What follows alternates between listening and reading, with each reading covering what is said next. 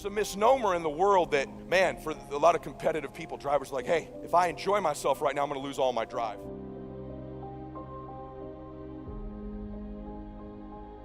Before we start, how many of you have of your own business or an entrepreneur? I just want to get a show of hands to see. Awesome. I'm going to go right down that direction tonight. I want to remind you of something. You are one decision away from changing your life, and you have to accept that. You're one new meeting, one new relationship, one new contact, one new action, one new decision away from shifting your life from where it is right now to a totally different place. So what's the decision? You already know. I could go backstage now. There's something you've been hesitating on. There's a contact you need to make, isn't there? There's a job you need to quit. There's a relationship you need to engage in. Maybe there's a relationship you need to leave. I don't know what it is, but I know there's a decision that you need to make to take you to the next level. Just like I know that's true for me, because decisions shape our destiny when they're backed up by some massive ass action, okay? But you can't take the action if you don't decide. Everyone say yes. People avoid being desperate. Think of the fact they come here tonight and they're down. They're not where they want to be financially. Their relationships aren't what they want. Maybe they're in a desperate place, and you might think that's a negative thing.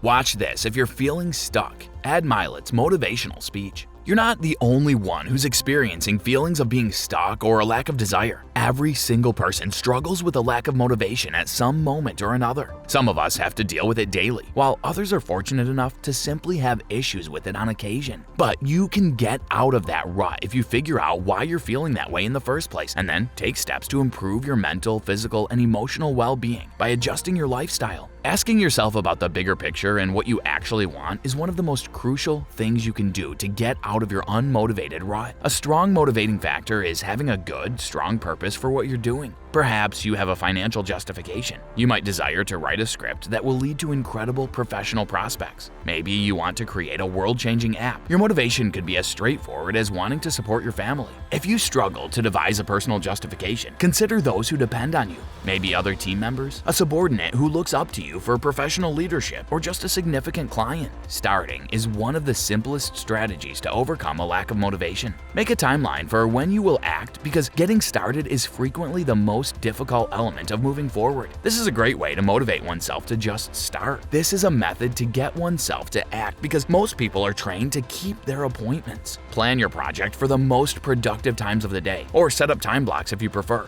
Working during those times gives you the best opportunity to ignite motivation and effectively complete tasks, because each of us is more awake, energetic, and productive at different times. But when you're in a desperate place, you take the best actions. Desperation is a great place to be. Those of you that are achieving, one of the reasons the achievement is slowed down is you've allowed yourself to feel less desperate. When you were broke and starting your business, or when you were brand new in your relationship and you were desperate to get her to love you,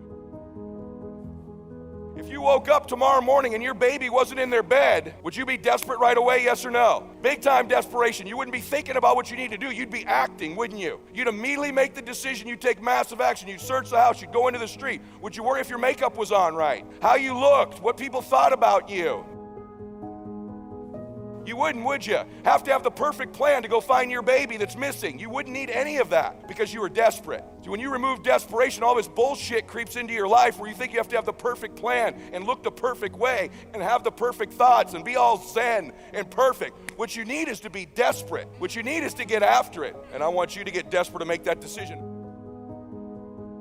Why? Because our obsessions become our possessions. What you obsess about most regularly, you will eventually possess in your life. The challenge for most people, sisters and brothers, is that we obsess on the things we're fearful of, what we don't have, what we're worried about. And then we end up possessing those things over and over again rather than programming ourselves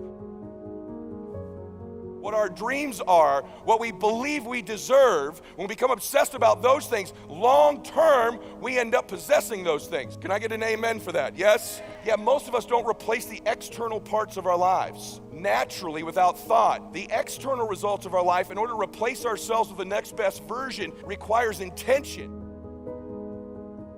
requires obsession, requires desperation. Everyone with me on that, say yes. So it's not unnatural to change. Your friends that think you're crazy to have started your business or come to a seminar or spend money you don't have, they're the crazy ones. It's unnatural to be the same person you are right now next year. For all of you in here, the 35-year-old you should be gone next year forever, and there should be a brand new, better 36-year-old. You 20-year-olds, there should be a better 21-year-old next year. You should constantly be replacing yourself, just like your bones do, just like your lungs do, just like your cells do. It's natural to be replacing ourselves. So the way that I changed my life first is I worked on my identity. Your identity is the thoughts, concepts, and beliefs that you hold to be most true about yourself. Stay with me. Here's how it works. This is how life works. I can teach you all of the mechanics of winning, but winning is about 75% psychology, about 25% mechanics. And if you can't get the psychology part right,